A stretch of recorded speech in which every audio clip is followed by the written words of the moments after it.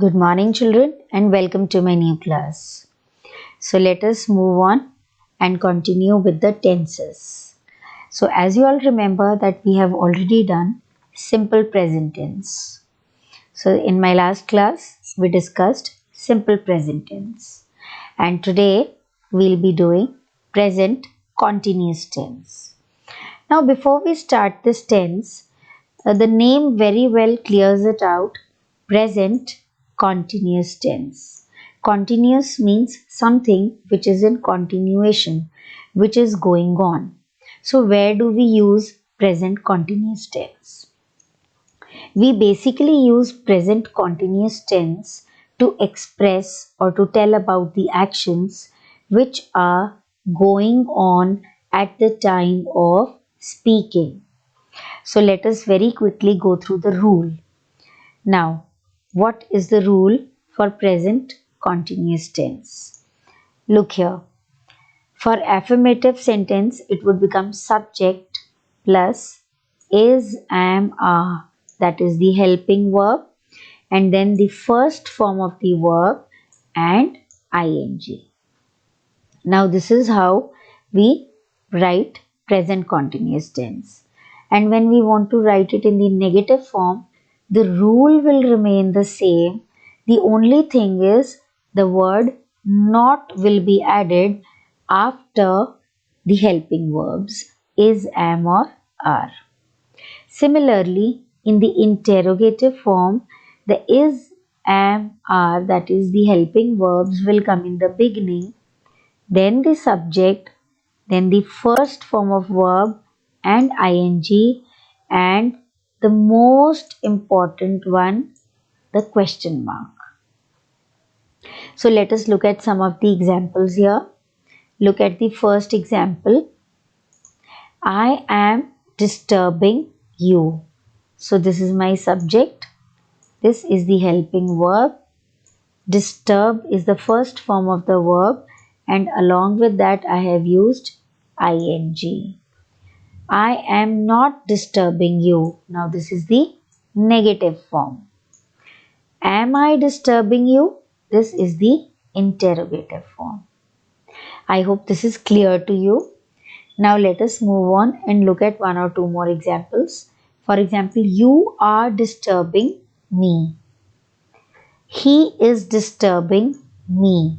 They are disturbing me. So I hope that this concept is clear to you. Now let us very quickly look at the uses of the present continuous tense. So what are the uses here? For an action that is still happening at the time of speaking. Rajiv is watching Mr. Bean on television. It means that right now he is watching Mr. Bean on television. She is trimming her nails now.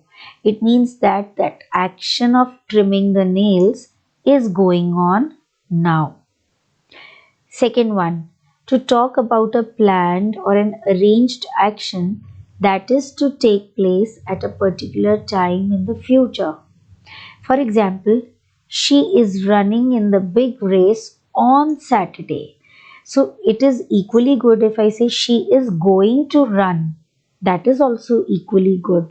But if we write it this way, it is acceptable. For an action that is going on but not necessary at the time of speaking. For example, if I say Jack is teaching at a secondary boys school, so it does not mean that right now he is teaching there.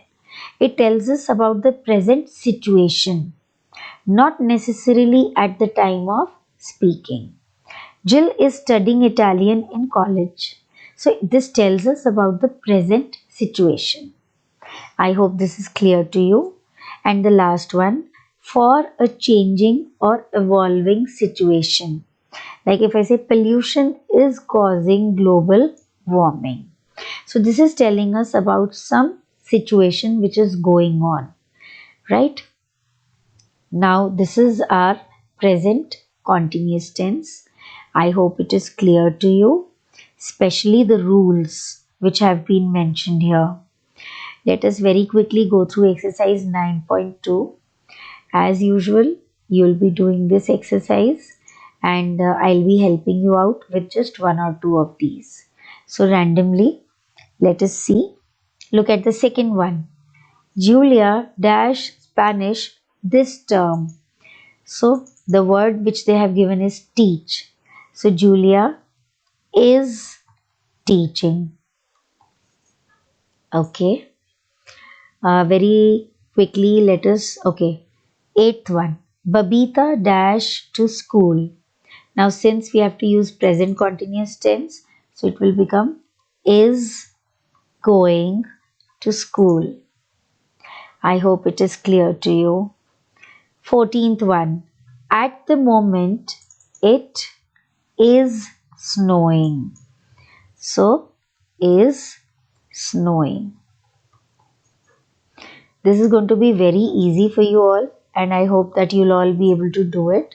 So, it has 20 parts. Very quickly, it will take just 2 minutes for you to complete it. So, I hope you have understood it and you'll complete it very neatly in your books. So, have a nice day and keep learning.